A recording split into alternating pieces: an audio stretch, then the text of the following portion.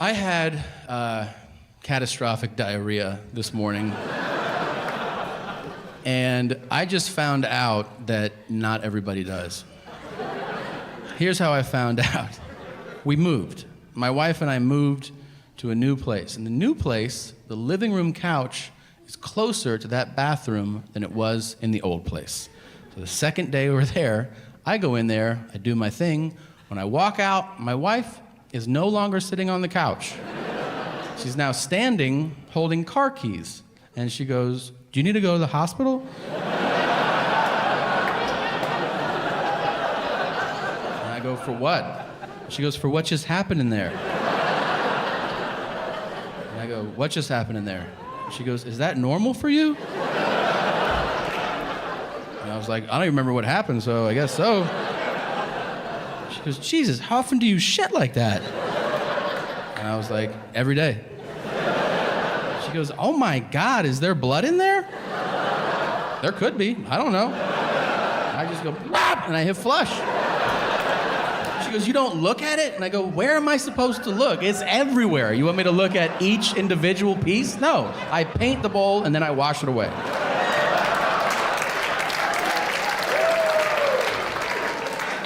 That's how I found out at 34 years old that not everybody has diarrhea every day.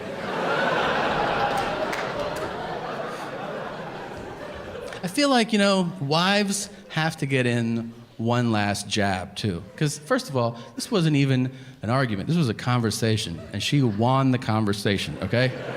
She did. I feel horrible about my digestive system. You win. It's settled. I'm sulking on the couch.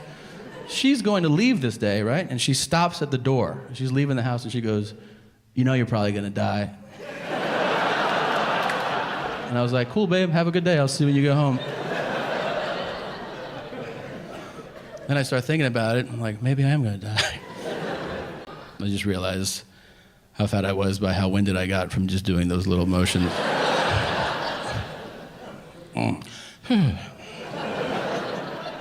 Jesus. It's ridiculous. Sometimes I just look in the mirror and I'm like, fuck. I lie to myself all the time. I cheat, like I'll look in the mirror and I'm like, yeah, that's what you look like. It's all these little things you don't think about, you just do it automatically. Here's why I really had to call myself out. I was getting into a shower in a hotel, and it was one of these hotel bathrooms, there's just mirrors everywhere. And as I was stepping in the shower, I looked and I was like, oh my God, like, look at you. I can't believe somebody lets you fuck them. This is crazy. I always like it when I eat myself out of breath. I feel like that's a good boost to my day. You know, I'm eating and then I go, ugh. It's better a few moments later when you get to think about it. You're like, why did I just stop to take a deep breath? Oh yeah, my body also needs air. You fat fucking turd. I did the fattest thing you can do a week ago. Maybe not the fattest thing. I think the fattest thing you can do is probably eat another fat person, right? Like if you're fat and you see another fat guy and you're like, that guy looks delicious. You're super fat. I didn't do that. I did, however, go out to eat. I went out to breakfast. I had a croissant. Everybody knows what a croissant is, right? It's a flaky fucking thing. I ate one, and one is enough. And then I left this place, and I was walking down the street, and I saw a bakery, and I was like, I wonder what their croissants taste like. So I entered a second venue to shovel bread into my stupid fat mouth. And the big payoff is that when I was done, I got to go, oh no, the first place has better croissants. Yeah.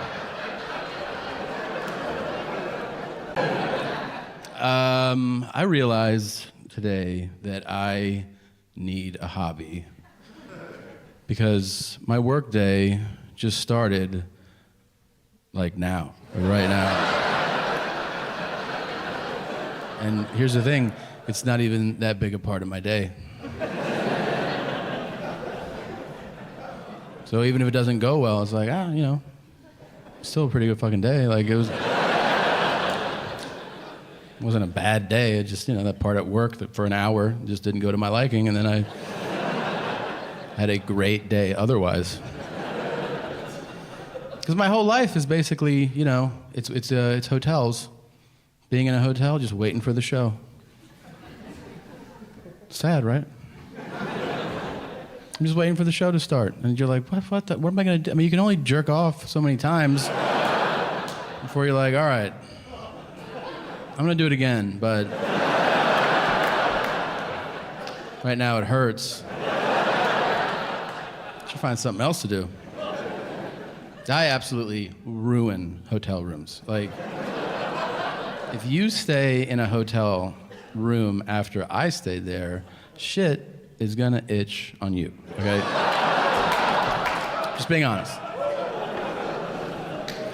Come on, hotels are great. Everybody loves hotels, especially when you check in with your significant other. Why? Because in a hotel, you're gonna have sex, but you're gonna have an elevated form of sex. You're gonna have hotel room sex, which is let's have sex, but let's also disrespect this room. Yeah. I do that too, except I'm alone. Like, I always wipe my balls on the curtains because I know they don't change those. Think about that the next time you want some sunlight.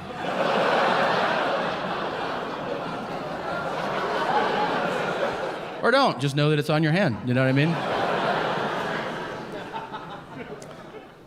I went to the doctor that day. And I'm gonna be completely honest with you. I went to the doctor and I was like, all right, I'm just gonna get a checkup, see what's going on. The honest truth is, I knew it wasn't gonna be awesome, okay? I knew the doctor wasn't gonna be like, you might be surprised to hear this, but you're perfect. Like, you're a perfect physical specimen, man. I knew that wasn't gonna happen, but I didn't expect him to be a dick. Usually they're not. I feel like in my experience, doctors are polite, almost overly polite, where it's phony and condescending. When they go, oh, really interesting story you got there. Doctors do that because you're telling them a story, and doctors don't want to hear a story. Doctors want to hear, this hurts. Not, I was over at my friend Charlie's house, and we went to move the ottoman, and, I mean, you can use it as a coffee table, or you could use it as an ottoman, it's up to you. And your doctor's like, I want to blow my fucking brains out right now. I go in there, I sit on the exam table, which is my least favorite table to sit on in the world. It's the only table that in 30 years I've sat on where my feet don't touch the ground. So I feel like a fucking toddler waiting, like...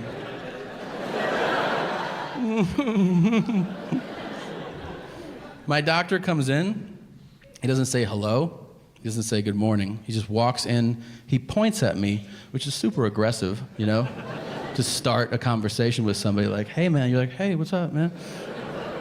And he goes, do you want something for your hair? And I go, what? And he goes, do you want something for your hair? And I go, I don't get it.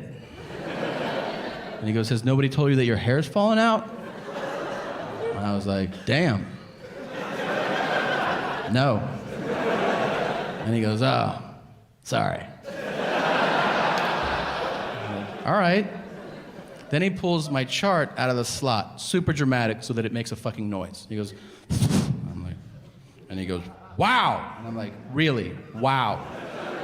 Is it full-blown AIDS? Like, why is it wow? And he goes, you weigh 245. And I go, like, yeah, like I knew that shit. And he goes, you weighed 230 last time you were here. Not exactly what I would call weight loss. And I'm like, are we at a fucking roast or something? Right? Like, what are you doing? Then he says, you're the fattest patient I've seen all day. And I go, it's 9:30 in the morning. And he goes, still. He's like, we ran your blood work. It turns out your muscle enzymes are through the roof. And I go, yeah, man, like, I'm super strong. Like, how is that a problem? And he goes, they're off the charts. I'm like, even better. I'm probably your strongest patient, man. And he goes, I don't think you understand muscle enzymes. And I go, that's true. I don't know what they are. And he goes, well, the only way you could have them this high would be like, A, if you were an Olympic athlete, which clearly, I'm like, dude, what is the deal, man?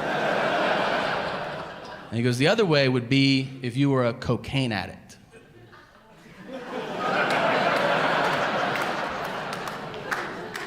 And I go, I don't do coke. And he goes, I'm your doctor.